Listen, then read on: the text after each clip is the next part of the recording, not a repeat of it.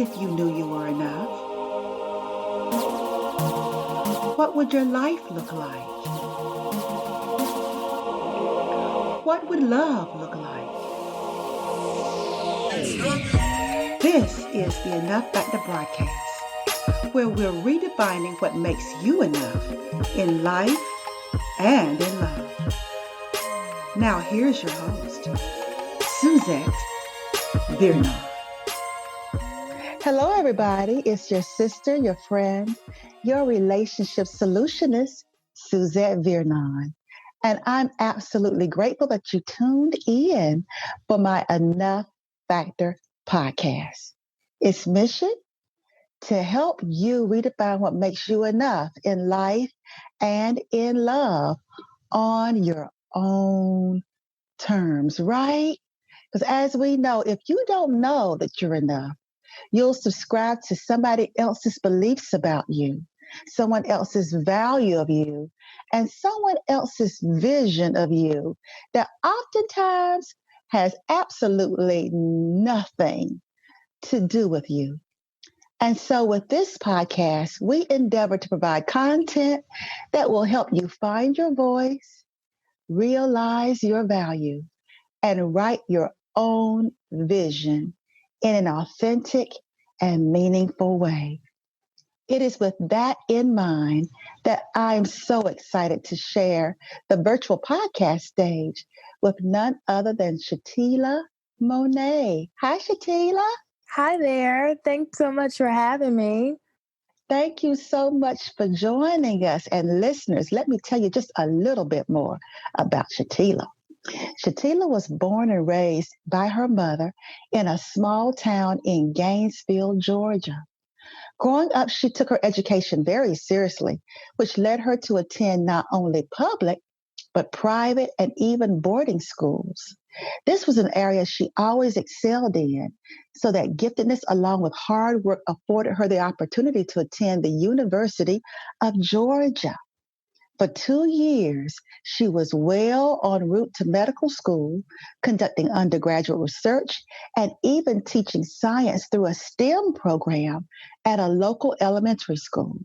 However, she began to realize this was not her true calling.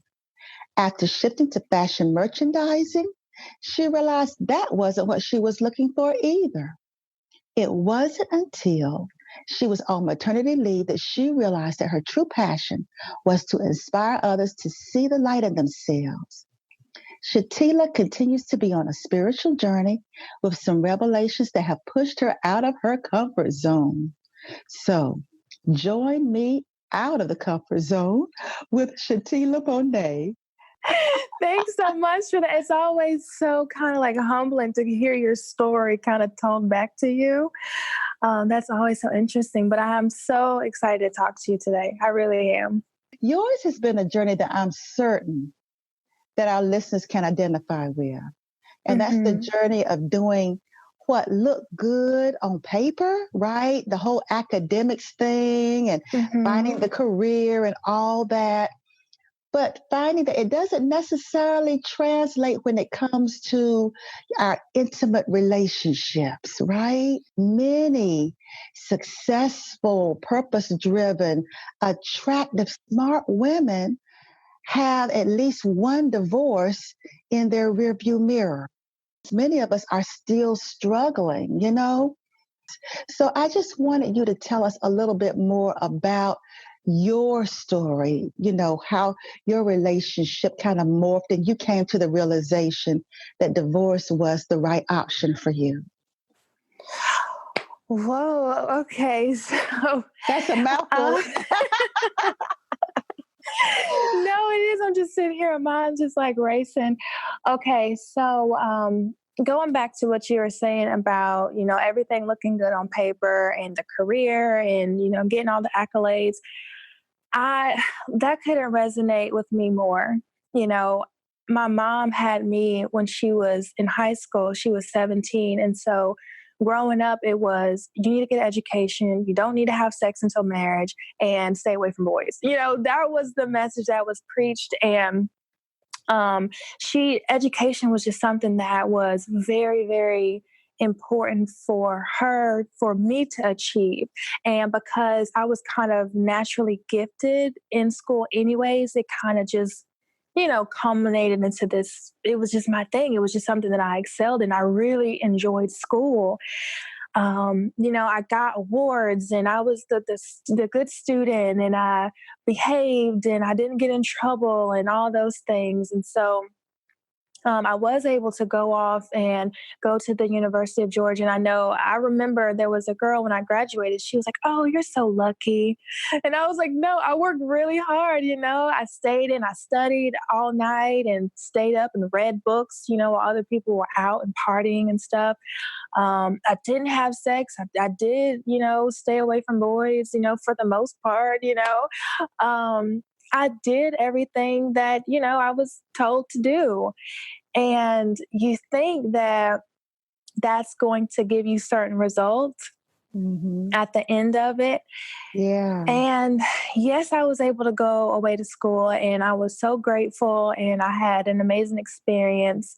But even when I graduated, I still felt so lost. To this day, it's going on, 6 years later, and I still haven't even used my degree, because you kind of, after you graduate, you go through this period of, you have the degree, but then they want you to have the experience. And so it's still not Yeah. enough. And Yeah. so you're like, oh, you almost feel tricked. You're like, I did everything I was supposed to do, and I'm still not yielding this result. Like, where is this good paying job that was supposed to be on the other end of that?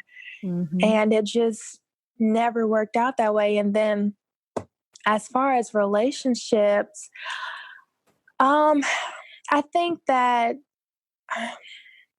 I guess, in a sense, I am grateful that I kind of stayed away from boys and I guess the dating and stuff.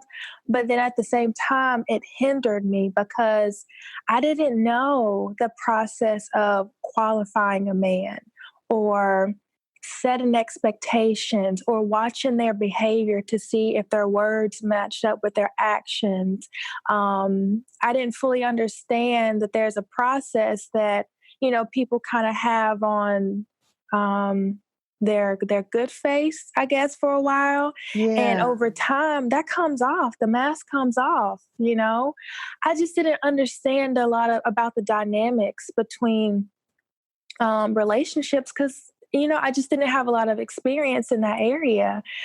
Um, and so I guess as far as my marriage, so I was in a place where I was living in New York. So this is after I moved to New York. I started working with Delta as a flight attendant, and I'm away from family.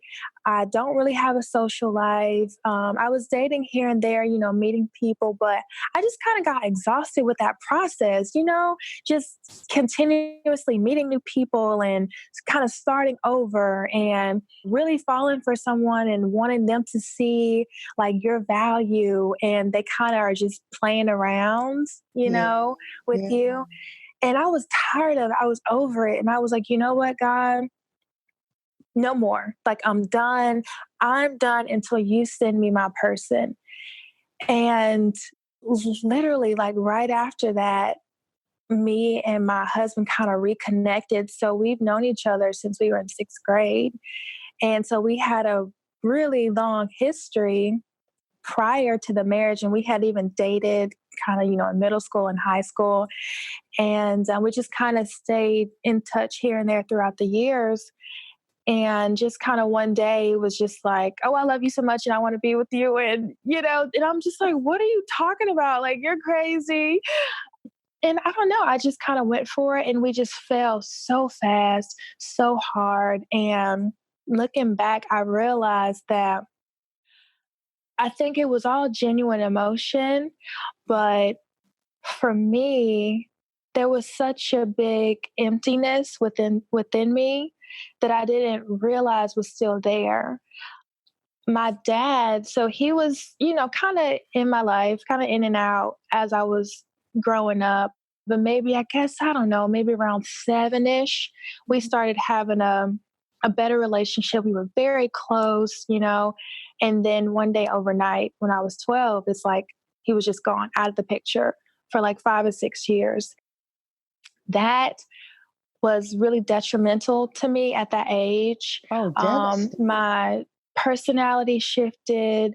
I think it took away a lot of my self-esteem. My my identity and my self-worth was never properly developed. I used to hear people, say that, oh yeah, girls with daddy issues, they tend to have low self-esteem. And I was like, well, that's not me. I don't have low self-esteem, because at the time I thought that the definition of that is, you kind of look in the mirror and you don't like what you see. But what Right. I've realized is having low self esteem is also not understanding your worth and your value, and letting people treat you kind of any kind of way and accepting anything because you don't really fully understand how you should be treated. Like, you don't understand you are a queen, you are special, you are a prize to someone and they should treat you accordingly. And so when you don't understand that, you just let them treat you however and you accept it. And that's what I was doing. And so Yeah, it's almost like having to find your esteem on yeah, the other side of your pain. yeah. Because a lot of us, we think, like you said, esteem is, oh, I'm capable, I'm making straight A's, I can do this.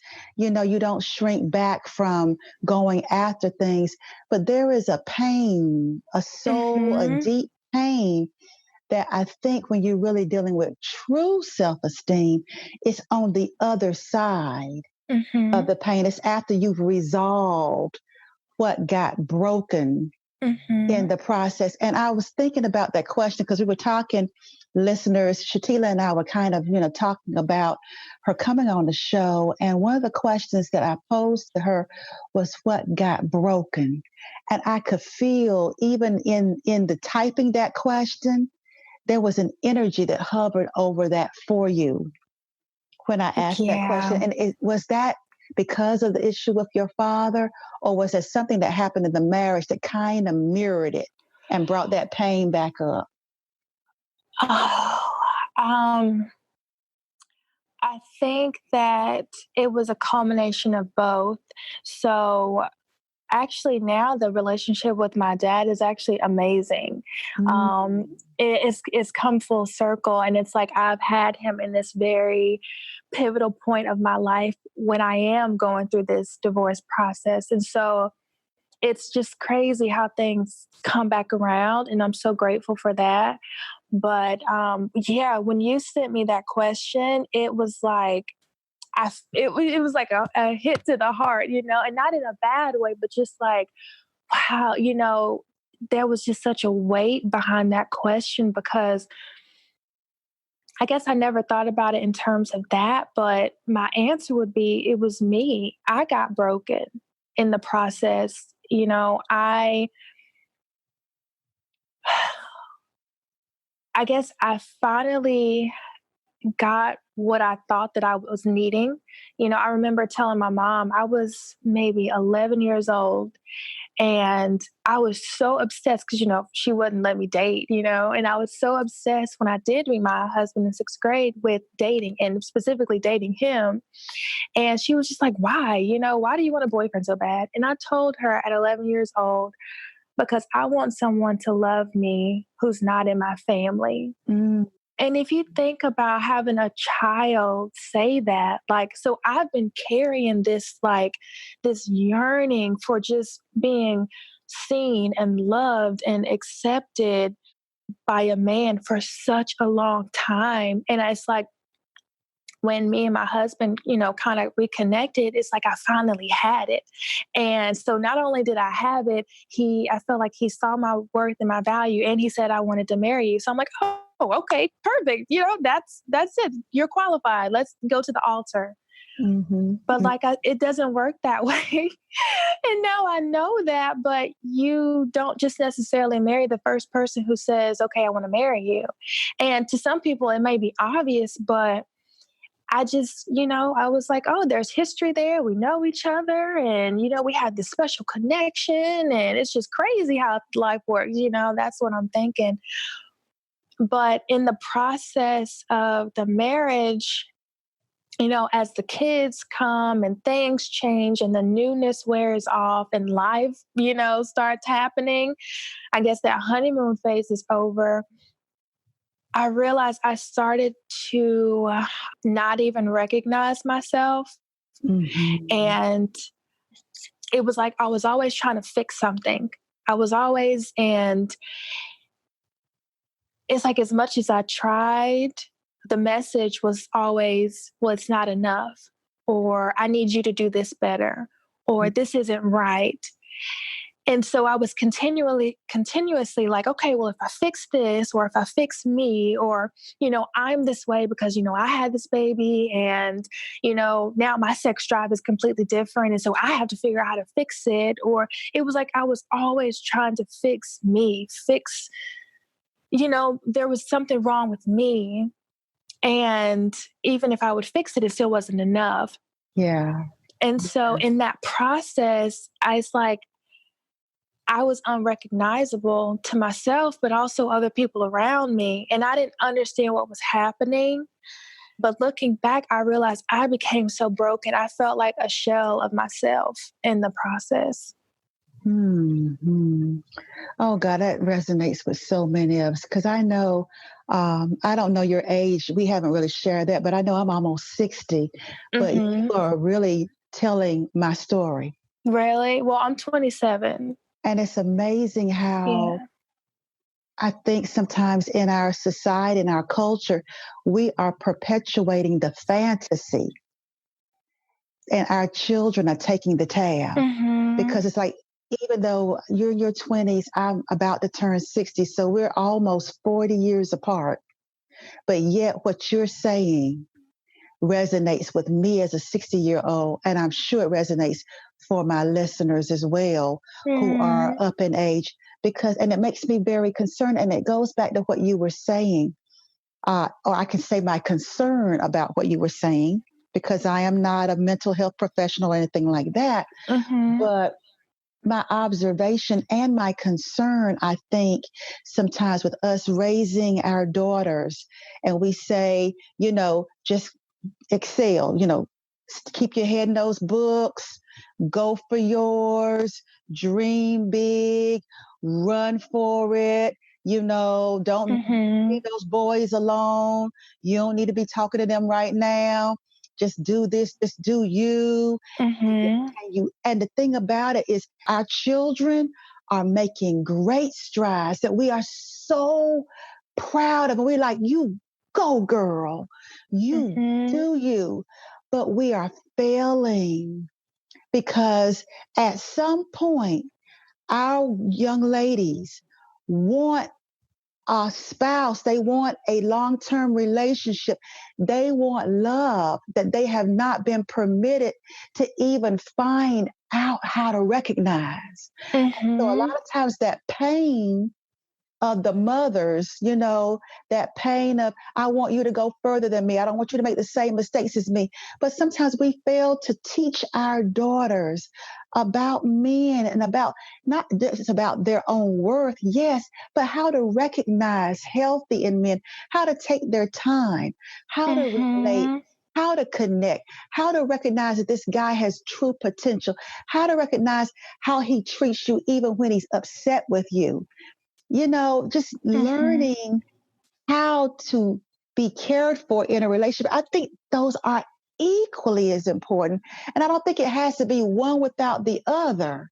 And I'm becoming very concerned for future generations of young ladies that are coming up that are all on one track, but then struggle with the other. And then they hold on to the same old adage.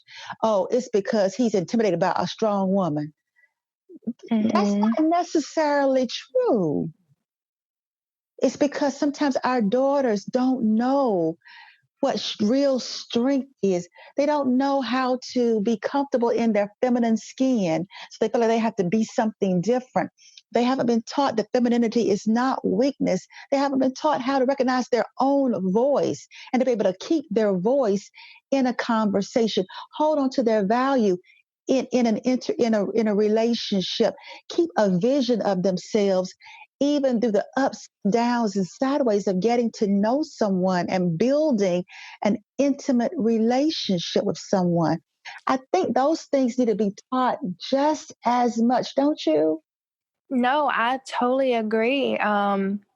100% because that was my experience. I got all of the schooling and the education and all that down, but I was so lacking, and there was already an emotional void there, and then I didn't have the experience. And so when the opportunity finally did come around, where it was like, okay, finally, it's almost like a caged dog or something.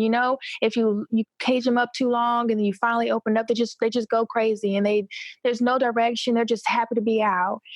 It's kind of like this pent up energy. It's like, it's this yearning that you have for such a long time. And then it's like finally that opportunity was there, and that person was like, okay, yeah, I see you too. And I want to put my focus on you. And I'm going to put all of my attention in you, even if it's unhealthy, you Yeah. know? Even if Yeah. it's in an unhealthy way, that they're putting all of their attention and focus on you, to the point where it's almost burdensome because it's fulfilling something within them. But you can't recognize that. All you see is the attention. All you see is that they're focused on you, and so you're like, okay, great. Great, great. Let's go ahead. And so when you were speaking on the taking your time, God, that one, I mean, because everything was so fast, so Mhm. fast. It's like we started talking in November. By the next November, we were married and I was pregnant. Everything was Wow. so fast. We started talking that November. I think that January, we were talking about rings. Like everything, it was just so fast. And at the time, I thought, oh, well, we already know each other. So, there was no like, I guess, need for like a dating process or anything like that. That was like, oh yeah, I know him. We have our history together, and we've come full circle, and we love each other so much, and we're about to go get married. Yeah, or we think, oh gosh, okay, he wants to marry me. And they say when a man makes his mind up that you're the right one, that he just wants to go on and get it done. So, it's almost like, oh, he recognizes that I am what he's been waiting for. It's almost Hmm. like, but then if we flip that thing back over, but is he what we've been waiting for? It's like, Right. maybe it's like we kind of put ourselves on the auction block, like, oh, he picked Yeah. me. That means he thinks I am wonderful. But it's like, have we sat down enough to find out if he's wonderful? Yeah. So I totally get it. I get Yeah, it. you feel validated. And that's what it was for the first time in my life. I felt a validation that I had never felt before. And I ran with it. But now I realize that that's where we went wrong.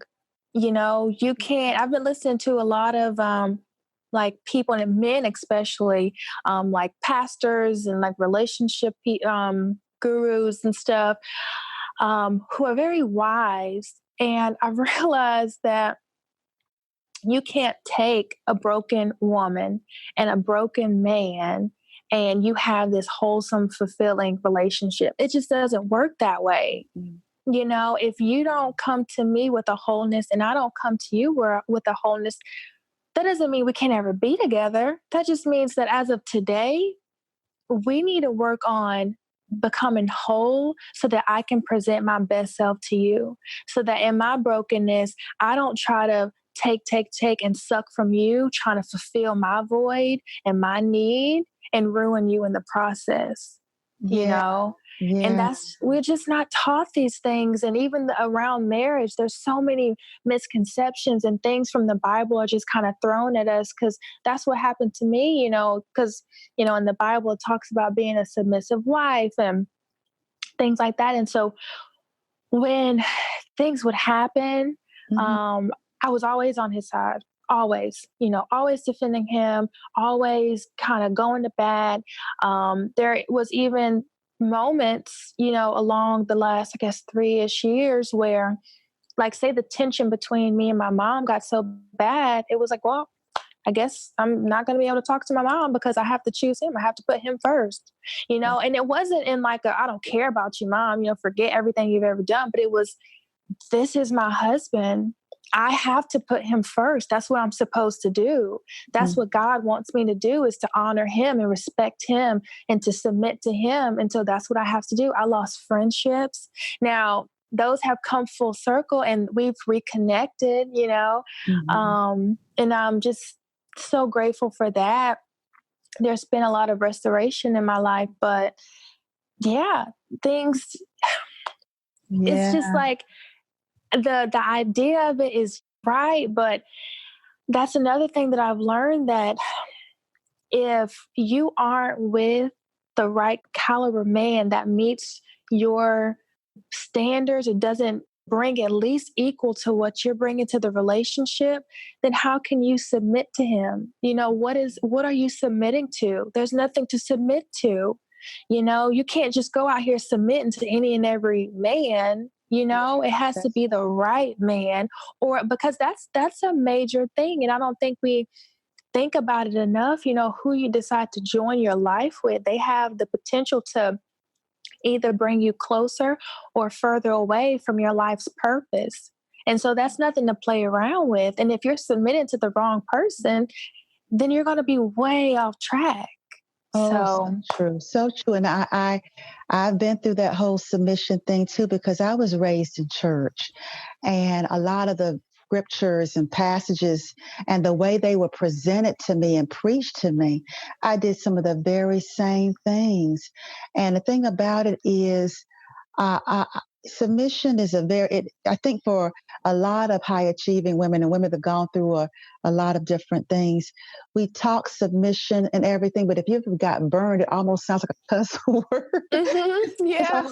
Because I don't believe submission means now I'm relegated to the deaf, dumb, and blind section, as if Hmm. I haven't lived my life up to the point of meeting you, or that I now I have to completely divulge myself of every dream, every thought, every idea, my whole sense of self. I have to lay that aside and defer to you in everything.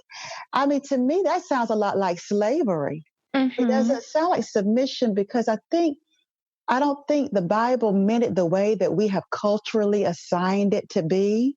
Hmm. I think sometimes because our Western society and other cultures are very patriarchal, that there's been some of that Mm. kind of put into the Bible that God never really meant it to mean that, Yeah. And so I think, not that this is trying to, make this into a Bible discussion or a Christian discussion, but I think it really does mean that a person has to resolve that their faith or their faith base is for them. It's not against them. And when you believe that God is for you, you start reading the Bible differently. Yeah. You That's really do. That's absolutely correct. Yeah, I think that we have to be careful. I think that that's a huge proponent in our lives, but when it's taken out of context, or it's preached in a very black and white way, it can get dangerous. It Oh, can, yes. Look at how many people have for stayed with sure. abusive spouses. I'm Yeah. sure there are going to be listeners who are public public successes, but private failures. They feel like Hmm. they are enduring things and that they're doing it out of a sense of loyalty to their faith. And Hmm. and the sad thing about it is sometimes it's like, no, faith is not supposed to leave you worse than you were when you found it. Hmm. It's supposed to upgrade, magnify. It's supposed to make you more conscious, more awake, more aware of your enoughness, how enough you are. You were so enough that those of us that believe in Christianity, you were so enough. that God, your higher consciousness, the universe gave the ultimate sacrifice just for you, don't you think that energy, that God would have concern about you being in something that is hurting you, harming you, minimizing Mm-hmm. you, causing you to question your value, silencing Yeah. your voice, and offering a vision different than being undeniably adored, you know? So, Yeah, that's mm. powerful. And I'm so glad you touched on that because I actually just was listening to, he was a preacher. And because, like I said, I've been trying to listen to just a lot of things to, get my perspective right and just do a lot of internal work. And he was talking about relationships and marriage. And he very specifically said that, basically the idea that once you're married, that's it. You're not supposed to get a divorce. It's in the Bible. You don't get a divorce. And he was like, "Yeah, sorry, you're stuck. Even if he's beating you." Oh And my it God, just, really? yeah, he was like, "Even if he hits you, sorry. Some people aren't gonna like me, but that's not an excuse to get out. That's not a reason to get a divorce." And it really shook me. And I was like, I can't even listen to this because my God that I believe in, I wouldn't imagine that he would just sit there and say, "Oh, well, sorry, you got in this marriage. And so whatever comes with it, if he's hitting on you or, whatever, treating you, anything other than how I would treat you or love you, then sorry, you just got to figure it out." I Oh just my don't understand what kind of God. sense that makes, It you makes know? none. And that's one of the reasons why I decided some years back to do a summit where I brought men to the table, the virtual table, basically, to Mhm. talk about men, love, and relationships, and to really, help women to learn to recognize good men, not because of what that preacher said that once you're in it, you're stuck, but Mhm. because that kind of propaganda out there is keeping so many women in bondage. And so Mhm. I put together a summit. As a matter of fact, it's going to convene for its fifth year, the second week in August, and it's called Okay. You Ask Good Men Answered. That's what it's called. And Mhm. I have relationship experts, authors, mental health professionals, and regular men to take you into the psyche of men to help we women, we high achieving women, learn to recognize healthy men. So we can stop wasting our time with people who might be good for somebody else but aren't good for us. You That's know, beautiful. and the theme for this year is called The Power of a Good Woman. Oh, I So love it. that's going to be what these guys are going to be talking about. Because one of the things that I learned too, Shatila, was I spent so many years working on myself. But even though I was working on myself, reading, relationship books, talking to relationship coaches and therapists and trying to get myself straight, I still kept attracting unavailable men. And I was thinking to myself, well, what's wrong? What's going on? And it hit me like you could have had a V8. It hit me that, you know what? You don't know how to recognize healthy in men because men don't represent the same way women do. And because you don't understand how the culture, the context, the thought process behind masculinity and manhood and how men are, you keep right on using your feminine brain to vet men, and it keeps messing and tripping you up because you're stuck in an energy of unavailability because that's all you knew. That's how you, though my father was there physically in the household, he was emotionally unavailable. And I had never learned how to swim out of that whirlpool. And Mm. so the only way that I could learn how to get out of that was to find out about men from good men who love women, who care about women, who support women, who want to see women succeed, and don't want them to keep being taken by men that either are immature or they know how to work it, and so they make us aware of the game. They make us aware of the game. They make us aware of how men think, how they approach women, and help you to understand that person that you would put in the friend corner that might be the best thing in the world as a long-term partner. Because a lot of us women are attracted to men that we date, and then we want to turn them into somebody that's mate worthy, and it's not necessarily the same. And so that's why I wanted to put that together, because of the very thing that we're talking about now.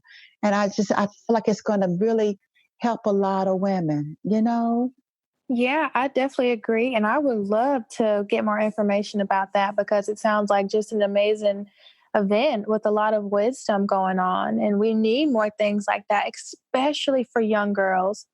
Yeah. Especially, I think that dating and relationships is something that we try to shield them from too much and with good intention, but the end result is a lot of naivete when as it pertains to this, this area of life, and it's a huge area of our lives, It's you know. huge. And I've observed, because some people will say, well, but I had a father that loved me. I had a father that was there. But just because a father dotes on you doesn't mean he's teaching you about men. Right. And one of the things that was another aha V8 moment for me was when the universe, or my wise self, whatever way you want to call him, I call him God, spoke to me and said that only your mother could be married to your father. You can love your dad and be a daddy's girl, because I was.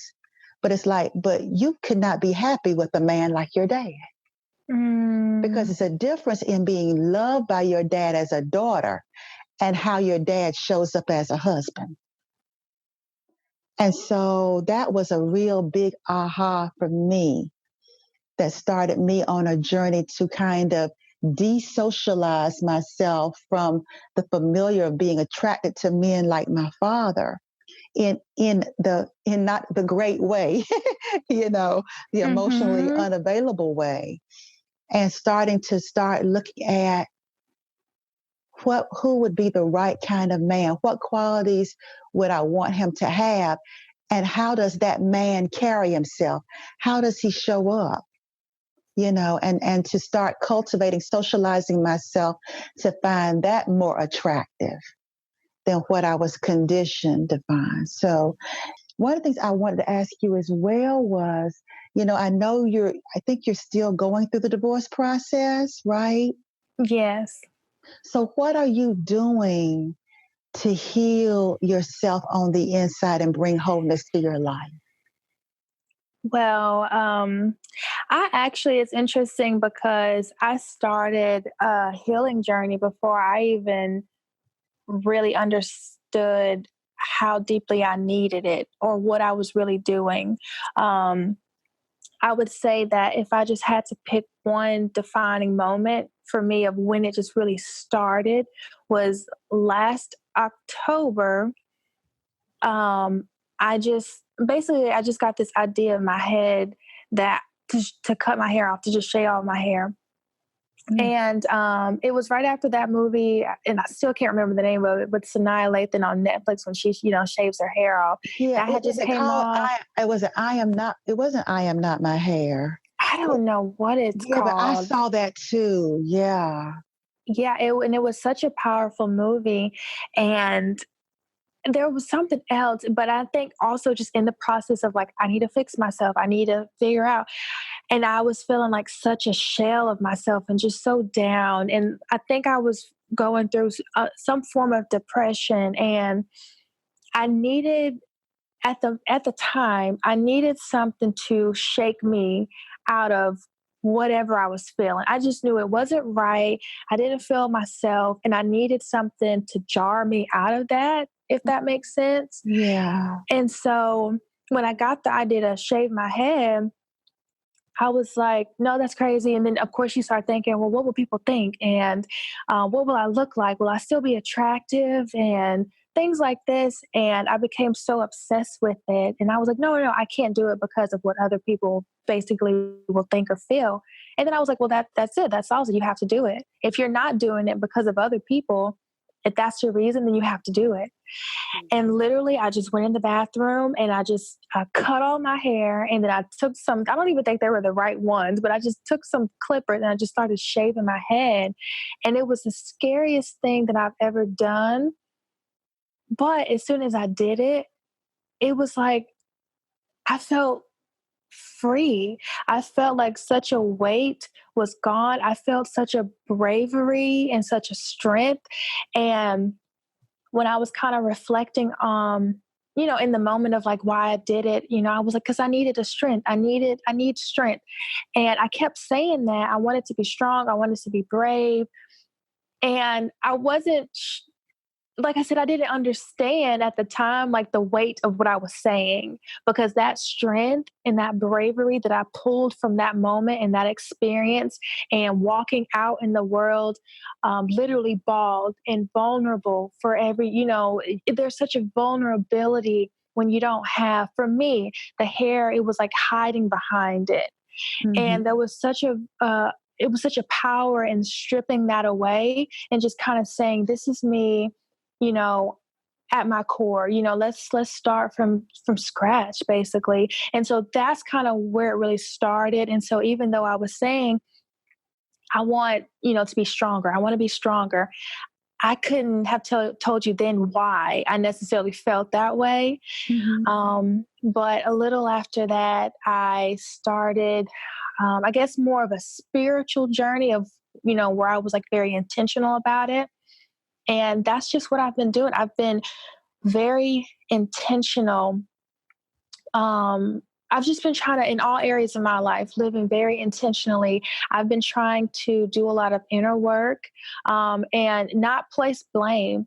You know, when I made the decision to have the separation, and I didn't go into it even thinking about divorce at all. That was not my end result. I never wanted a divorce. I never wanted a broken family. But I realized that, I guess my aha moment was, just because a family stays together doesn't mean it's not broken. Mm. And when I had that revelation, it like set me free, because that's what I kept saying. It's like, I don't want a broken family. I don't want a broken. But if just because we're together every day in the household doesn't mean that we're not broken. And so I've just been trying to be positive and to just think, okay, I'm not going to shift blame, and I'm not going to try to focus on another person and what they did and what they didn't do or whatever, because I can't change that. I can't do anything about that. But what I can do is say, well, what did I go wrong?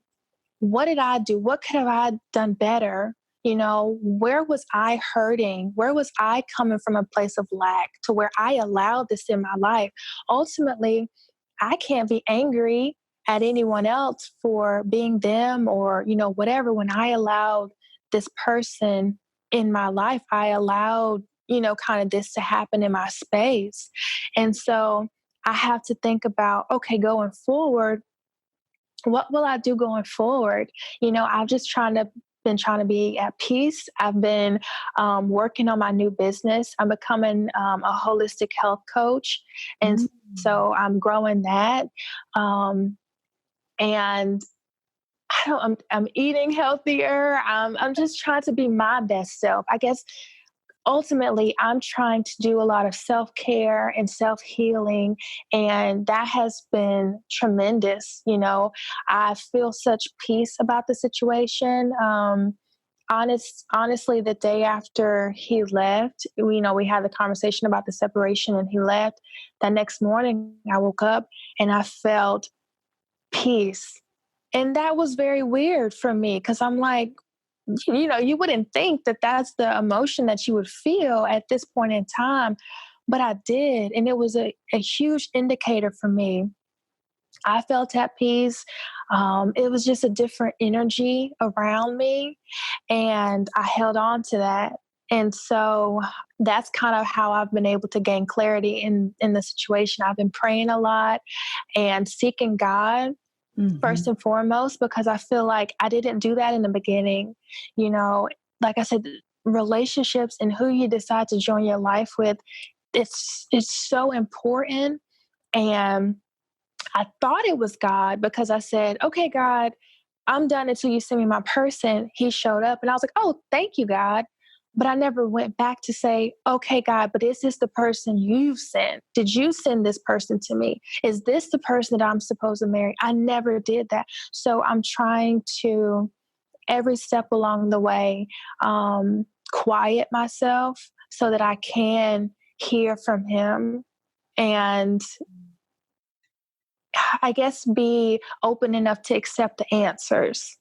Yeah, because Yeah. I totally get it, and I know for quite a few years I grappled with me thinking that I had heard God tell me because I married my son's father not once but twice. Mm. And the second time I thought I heard him say, go ahead, this is going to be different.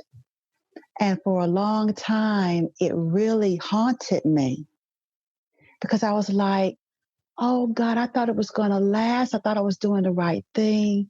I thought it was going to be forever. And I'm beginning to broaden my thinking because I wonder, would God permit you to marry someone that might not be your forever love if it meant that by doing so, you could claim a piece of your soul that you might couldn't have claimed otherwise? Mm. And what caused me to think that is when I look back at my life and they say nothing is wasted. And God, if we belong to him, he approves of what happens to us because he loves us so much that I have to believe that he knew that on the other side of what I went through, there was going to be grace. And he knew that on the other side of what I went through, it was going to be purposeful, a higher purpose than my mind could conceive. And so it very well could be, given that perspective, that I might have heard God say it's going to be different this time. Mm-hmm. I think I ascribed what that meant. I kind of filled in the blanks, but it was different this time. This time I gained enough courage, enough strength, enough inner consciousness to come out of that determined not to repeat it again with another unavailable person. Mm. And so if I came out better, then perhaps he did allow me to experience that kind of wilderness experience. Maybe so. I'm just it's those things that make you go, Yeah. No, I totally relate because I think that sometimes we hear things. Well, one, I think that sometimes we think that we hear things or we want to hear things, but two, sometimes I think we genuinely do hear things from God. We just don't understand the context of what he's saying because we can't see the full picture like he can. And so we place this meaning on it just based on our limited sight. And it's that's how I think it sometimes doesn't really. When we look back, we're like, well, I thought that that's what you said. Well, that's what he said, but your meaning that you put on it wasn't correct. And Yeah. so I've had to kind of recorrect myself, a couple of times when I thought I heard God say something and then, it just, I didn't interpret it correctly. And so yeah, I totally, totally resonate with that as well. And I've just realized that even if you got it wrong, that doesn't mean you have to stay wrong. That doesn't mean you have to stay in it because you got it wrong. You still have the power to fix it, you know? And I don't want to keep harping on the whole, Bible thing, but Oh, this is go ahead. something that like completely, I think it was like a breakthrough moment and kind of set me free a little bit. And the way I heard it, was so helpful to me that I think that it could be so helpful to other people. But in regards to when it does talk about, oh, in the Bible, you're not supposed to get a divorce, like you get married and that's it. Well, or that at least that's how it's preached and interpreted by us. But I was listening to someone, I can't even remember who it was now, but he was saying that, I think it was Pastor R.C. Blakes. He is so great. I love listening to him on YouTube. But he was saying that in the Bible, it says that what God has joined together, let no man take apart. And he repeats, like, what God has joined together. But the thing is, when you decide to go off and marry somebody that God never told you to be with in the first place, he doesn't bless that marriage in the way that he blesses a union that he has brought together, that he has purposed and he has designed for you to walk this life together. So if it was just a decision that you kind of arbitrarily made on your own, because we do that every day with Oh, with yeah. everything, with jobs, with Because yeah. anybody can go before a preacher and put on a dress and say things and sign the paper. Absolutely. But a true marriage is Absolutely. a marriage and union of hearts. It is a Yeah. marriage and union of hearts. And the paper, it has its place, but I'm beginning to believe from having gotten it. I think I've gotten it right this time with my husband that I have now. It's hmm like even when I would get upset with him or he would get upset with me, it's almost like there's some glue holding us together hmm that makes us want to not just get beyond what's going on, but makes us want to really give it our best. hmm No playing games. Like both of us, it's almost like there's some, not that we are perfect in it. Sometimes, we ain't that wonderful, or we're not feeling that committed, aren't feeling that, we're not feeling that warm fuzzy thing. Sometimes, hmm I can get in my stuff, sometimes he can get in his. But I think the grace is that you have grace to be with that person. You have the grace that stick and stay that's bigger than you. Mm. And in my previous marriages, as I look back, I didn't have that. I was trying so hard to hold together something that energetically was falling apart. But Yeah. with this marriage, it's like even through the tests where you're trying to pull it apart, it's like there's something between us that just will not let go, that's bigger than us. And I had never experienced it until this marriage. And Yeah. I wonder if that's what's meant by what God has joined. hmm Because it's like if He's joined it together, it's like it don't matter. It's like it's gonna find a way back. It's like it just seems so natural. It seems like there is more of a pull toward each other that's bigger than hmm you. That says, "Look, we got to work this out because I can't go nowhere." No matter how mad I am, no matter what, I can't go nowhere. You truly are a part of me. It's almost like what the way Jada Pinkett Smith and Will Smith described their marriage on Red Table Talk. It's gotten hmm beyond just husband and wife. We're family. hmm Our molecules, our cells have become kin. And there's such a kinship, a spirituality to the kinship. You're family. It's like it's impenetrable. You're family. And I'm just like, wow, wonder if that's where I'm headed, to that point hmm of the realization that the God joining, that's what covenant truly means. Yeah. Because, I'm that's what happens in any area of our lives that we just say, oh, this is what I'm going to do. Whether it's career, whether it's, whatever decision that we decide that we're going to make, God doesn't just bless every decision that we go off and make. He just doesn't.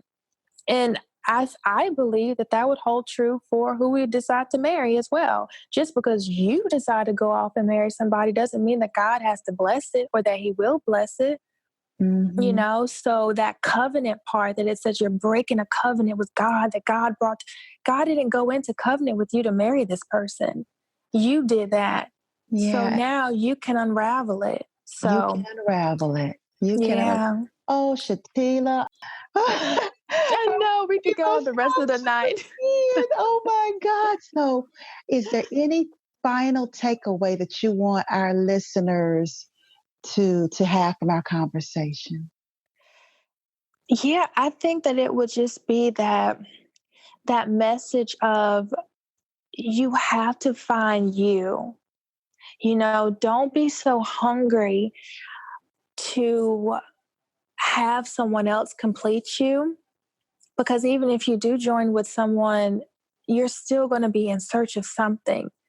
You're still going to be coming from a place of lack because you're not whole within yourself. And so it's just so very important to get to that place and just do that inner work and to just realize that, like you said, you are enough. And that's why, like I said, your intro, it resonated with me so much because God, that message, I mean, I just want to like scream it from the rooftops. Like, you are enough and you are special. And it doesn't take somebody else to validate you or to give you that validation. Like, you have that within yourself and you're just so special. And there's such a light within you. And God, I guess that would be it. Just, you are so infinitely special. Yeah. Oh, that right there. You are so infinitely special. Yeah. I want you to know you are worthy, you are worth it, you are enough. Bye now. You have just listened to the Enough Factor podcast with your host, Suzette Vernon. To get notified of new episodes or to dig deeper into today's topic, head over to Enough Factor Connect on Facebook. Not a fan of Facebook? No worries. Become a subscriber. And while you're at it, tell us how we're doing and what topics you're interested in. We appreciate your feedback and your reviews.